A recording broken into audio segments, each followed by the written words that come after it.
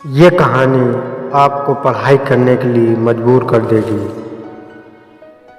दोस्तों, ये कहानी एक ऐसे लड़के की है जो पढ़ाई में अव्वल था। दिन भर दोस्तों के साथ टाइम स्पेंड करना, मोबाइल चलाते रहना उसकी आदत थी। घर पर उसकी माँ की तबीयत भी ठीक नहीं रहती थी और वो ठहरे गरीब परिवार से। उसके परिवार की हालत बद से बदतर थी। यदि उसके घर कोई मेहमान आ भी जाए तो उसे बैठाने की जगह तक नहीं थी। एक बार उसका दोस्त उसे बुलाने के लिए आया कि चल कहीं चलते हैं घूमने। वो दोस्त पहली बार उसके घर पर आया था। उसकी घर की हालत देखकर बहुत दंग रह गया और उससे पूछा, तू यहाँ पर रहता है? तो बोला, हाँ मैं यहाँ पर रहता हूँ।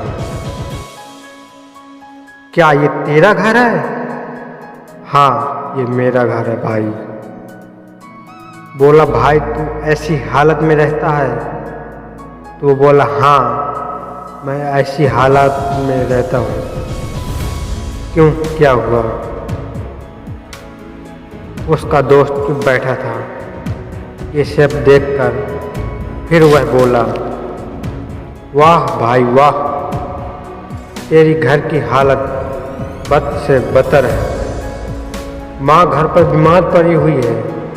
पापा दिन रात काम करके थोड़ा सा पैसा जुटा पाते हैं, उससे घर चलाते हैं, और तुम दिन भर मोबाइल चलाते रहता है, दिन भर दोस्तों के साथ टाइम पास करता है। तुम्हें अपने कैरियर की कोई चिंता नहीं है?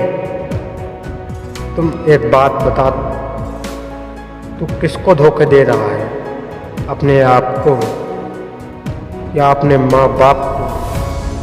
ये किसको धोखा दे रहा है? उसका दोस्त वहाँ ले गया जहाँ उसके पापा काम करते थे। उसके पापा एक फैक्ट्री में मजदूर थे। उसके पापा एक फैक्ट्री के मजदूर के साथ बैठे हुए थे और कुछ कह रहे थे कि यार मेरी पत्नी मेरे घर पर बीमार है, इलाज करने के लिए पैसा नहीं है। मैं दिन रात मेहनत करके 2 वक्त की रोटी जुटा पाता हूँ और उससे सिर्फ घर का खर्च चलता है। मेरे पास कुछ भी पैसा नहीं पाता। बेटे के स्कूल की फीस भी भरनी है।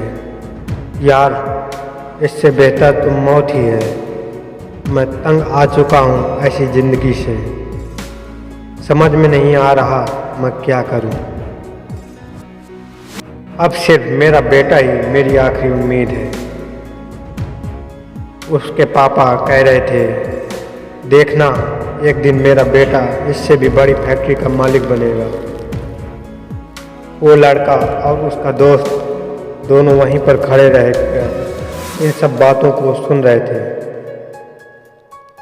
तभी उसके दोस्त ने कहा, देख कैसे जी रहे हैं तेरे पापा, तुझसे कितनी उम्मीद लगाए हुए बैठे हैं।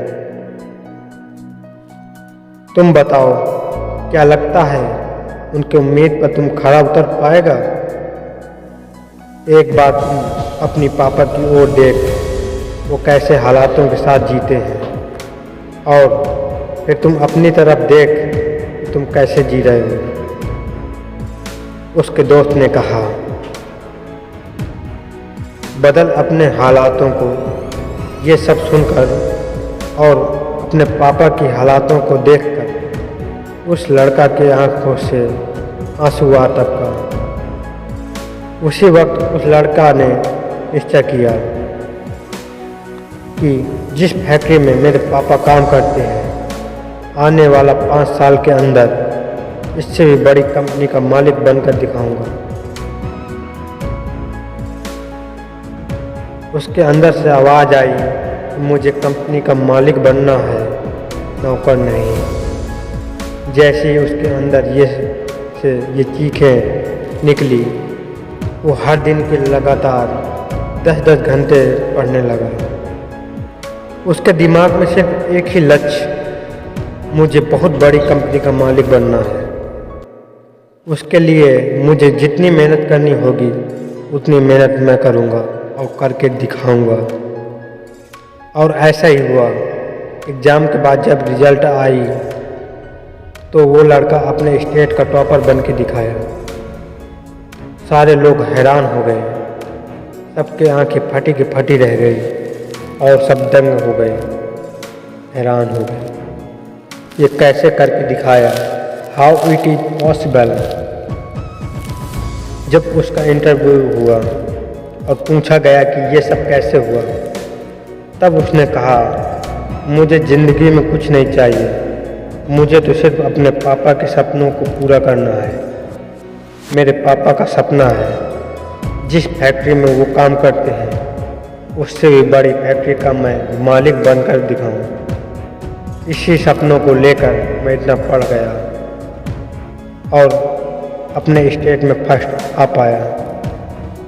दोस्तों, हो सकता है इस कहानी की शुरुआती पार्ट को आप अपने से रिलेट कर पाओ। इंडिया में मैक्सिमम लोग मिडिल फैमिली से बिलोंग करते हैं या पुअर फैमिली से। हर बच्चे का पापा बहुत संघर्ष करके उसे पढ़ाते हैं। हो सकता है आपके घर की भी यही हालत हो। कहानी में उस लड़के ने रियलिटी को एक्सेप्ट किया और अपने हालातों को बदल दिया। क्या आप रियलिटी को एक्सेप्ट करते हो? क्या आप अपने सच को देख पाते हो? क्या आप अपने आप को देख पाते हो? अभी क्या कर रहे हो और आपको क्या करना चाहिए?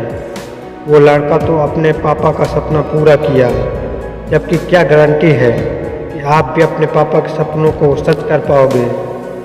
क्या गारंटी है कि आप अपने हालातों को बदल पाओगे? गारंटी है मेरे दोस्त, गारंटी है। जब आपके अंदर से चीख उठ कर आए, गारंटी है।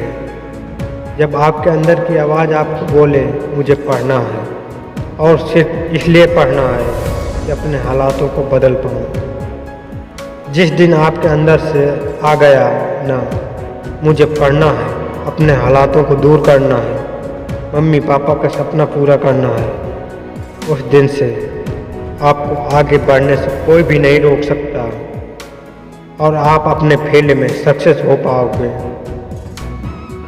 दोस्तों, आशा करता हूँ ये इंस्पायरेशनल स्टोरी में आपको बहुत ही अच्छी लगी होगी। इसे लाइक करके आप हमारे मनोबल को बढ़ा सकते हैं और इस तरह की रियल लाइफ स्टोरीज के वीडियो पाने के लिए कमेंट बॉक्स में ज़रूर बताएं कि आपको क्या क्या सीख मिली।